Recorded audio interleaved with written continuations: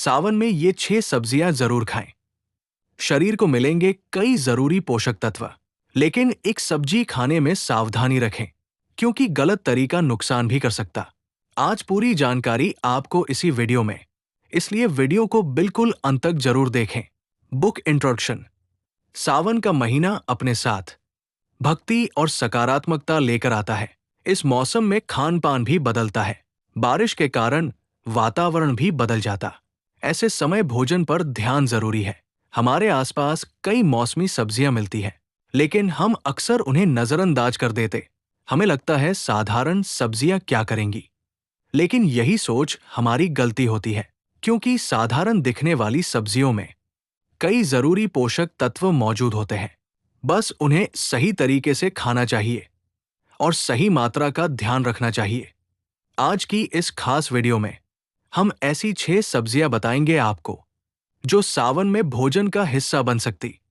इनमें कुछ सब्जियां बहुत सामान्य हैं, लेकिन इनके बारे में जानकारी कम है। वीडियो में आपको सिर्फ नाम नहीं मिलेंगे, हर सब्जी खाने का तरीका भी जानेंगे। किस बात की सावधानी रखनी है और किसे कितनी मात्रा में खाना चाहिए। इसलिए वीडियो को बीच में मत छोड़िए, क्योंकि आखिरी जानकारी आपके काम आएगी। अगर आपको स्वास्थ्य संबंधी वीडियो पसंद है, तो चैनल को अभी सब्सक्राइब कर लीजिए। वीडियो पसंद आए तो लाइक जरूर करें। अब बिना समय गवाए शुरू करते हैं सावन की इन 6 खास सब्जियों की जानकारी। 1. कच्चा केला। सबसे पहले बात कच्चे केले की। कच्चा केला कई घरों में खाया जाता। इसकी स्वादिष्ट सब्जी बनाई जाती है। इसमें फाइबर और कार्बोहाइड्रेट मौजूद रहते हैं, साथ ही कई पोषक तत्व मिलते हैं। कच्चे केले को अच्छी तरह पकाएं। इसे बहुत ज्यादा तेल में न तलें। हल्के मसालों के साथ बनाना बेहतर है। इससे भोजन ज्यादा भारी नहीं लगता। कच्चे केले की सब्जी दोपहर के भोजन में ले सकते हैं। इसे दाल और रोटी संग खाएं। इससे भोजन ज्यादा संतुलित बनाया जा सकता। कुछ लोगों को इससे भारीपन हो सकता। ऐसे लोगों को मात्रा कम रखनी चाहिए। हर व्यक्ति का शरीर अलग होता है, इसलिए अपने शरीर के अनुसार खाएं। व्रत रखने वाले लोग ध्यान रखें, व्रत के नियम अलग अलग हो सकते हैं। अपने परिवार की परंपरा जरूर मानें। 2. लौकी।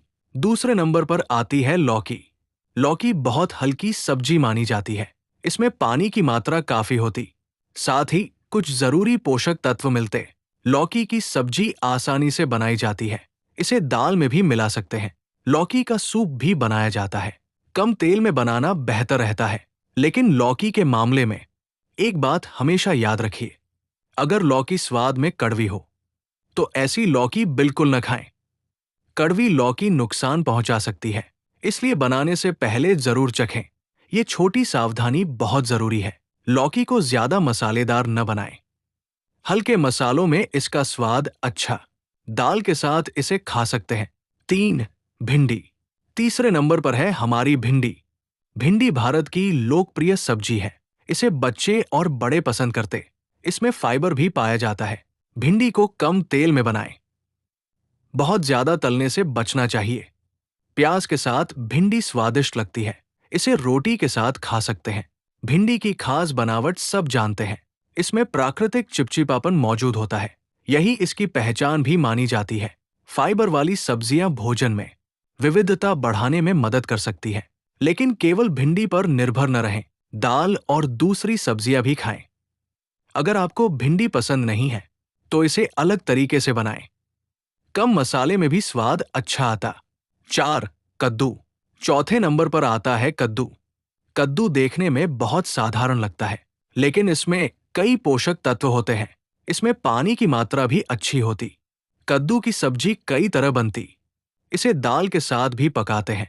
कद्दू का सूप भी बनाया जाता है। कद्दू में बीटा कैरोटीन पाया जाता। शरीर इसे विटामिन ए में बदलता।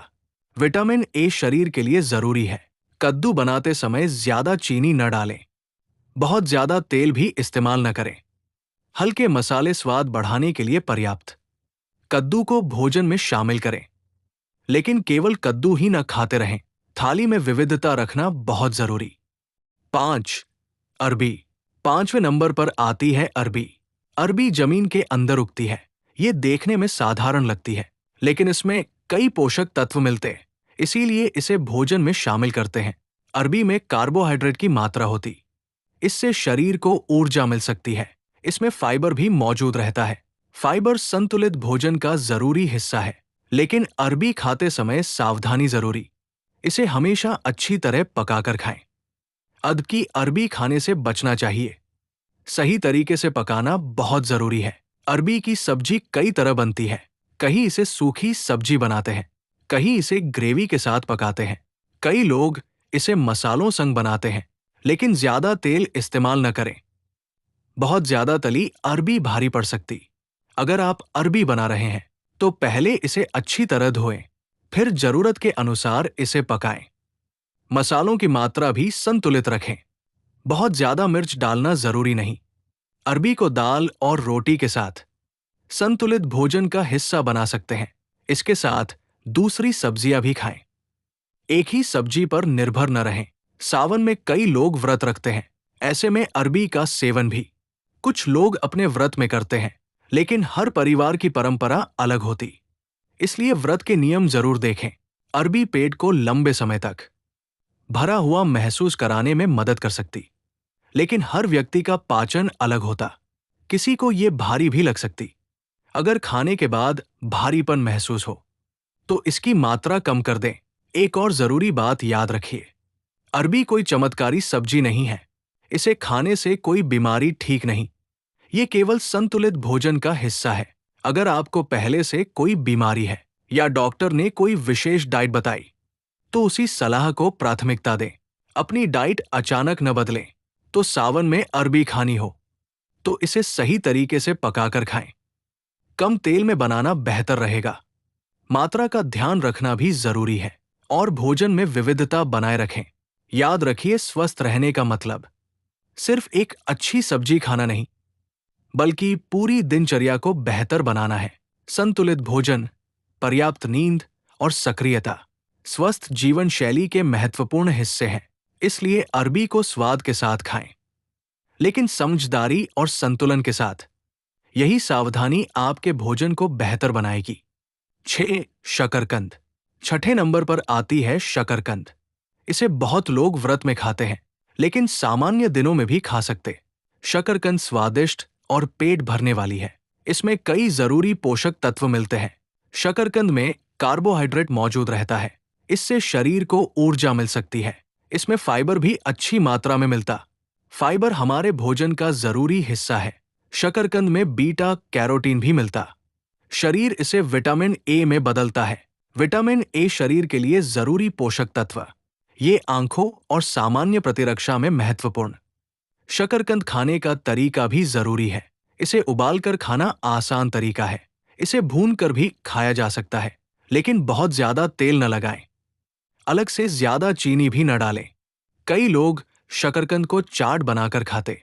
इसमें नमक और मसाले ज्यादा डालते, लेकिन ज्यादा नमक से बचना चाहिए। नींबू और हल्के मसाले डाल सकते हैं।